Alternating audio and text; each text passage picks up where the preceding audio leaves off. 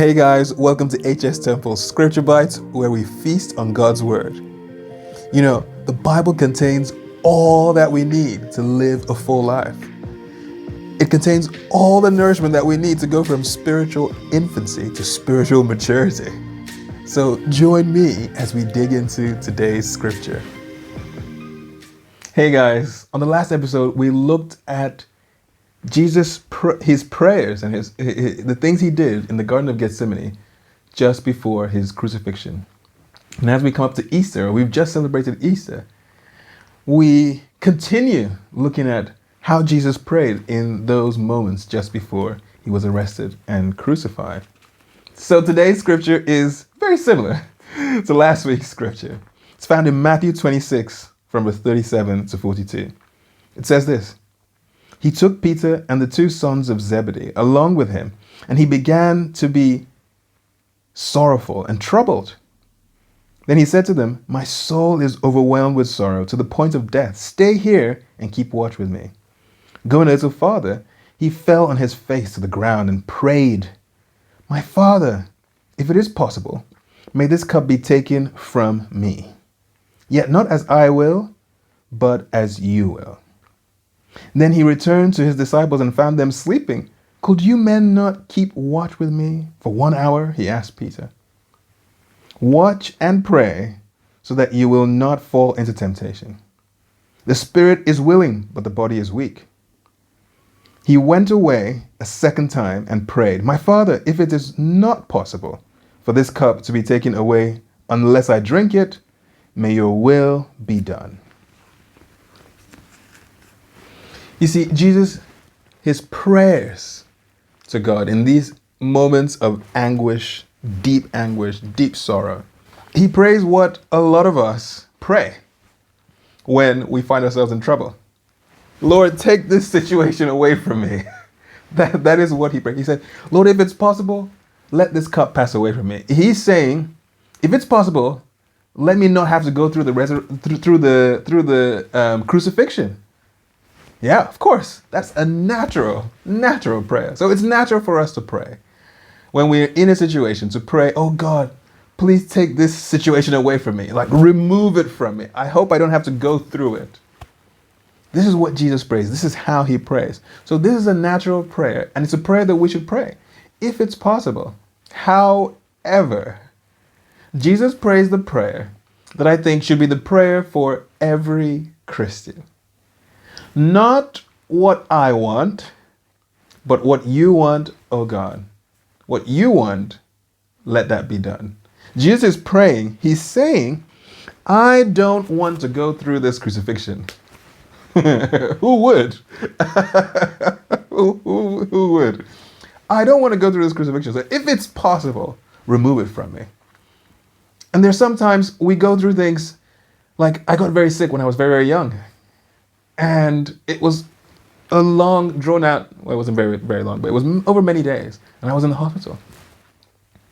And it was just, gosh, I think at that moment, as a child, I thought, oh my gosh, I'm dying. Thank God I didn't die.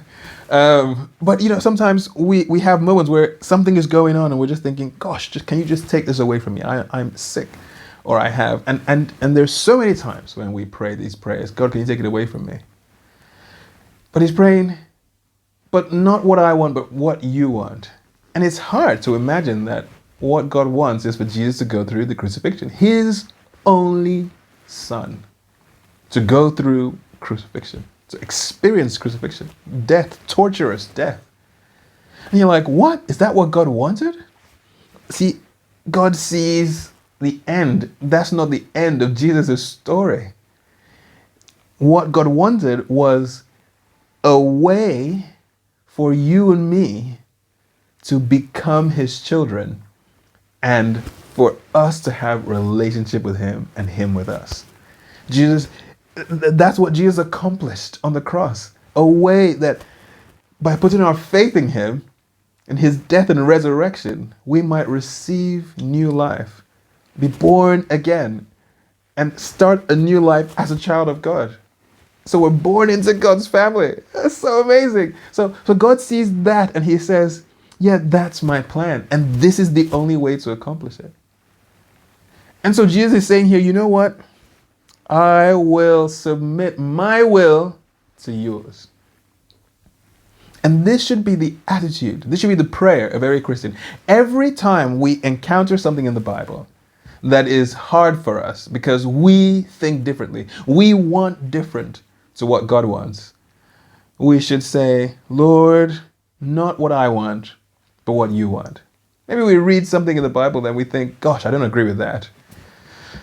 I think differently to God, and I want to pray for something else. God, do it like this.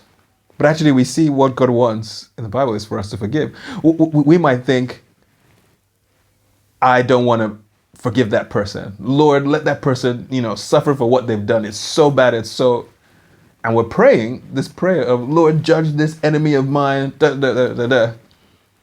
But actually, we should get to the point where we say, Lord, but this is what I want. But actually, I pray that it's what you want that comes to happen in my life. I pray that I am able to forgive because that's what you want for me. You want me to be able to forgive.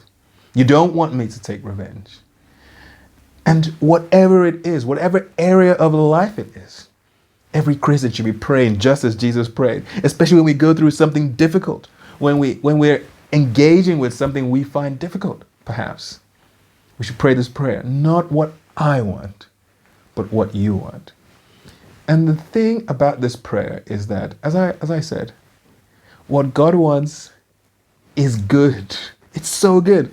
It wasn't just good for us because we are now saved as Christians. Like everyone who puts their faith in Jesus is now saved and is guaranteed eternal life with God. Okay, so that's good for us. But what about Jesus? It says Jesus was exalted far above, to the right hand of the Father. He was absolutely massively rewarded. It wasn't that Jesus didn't get anything out of it. It was good for Jesus and it was good for us. God is a good God. His plans, his will is good. We have to trust that his will is good to be able to do what he's asking us to do. Trust that he has a good plan. He does have a good plan. That's his track record. Read the Bible and see it. So, when you pray for God's will to be done in your life.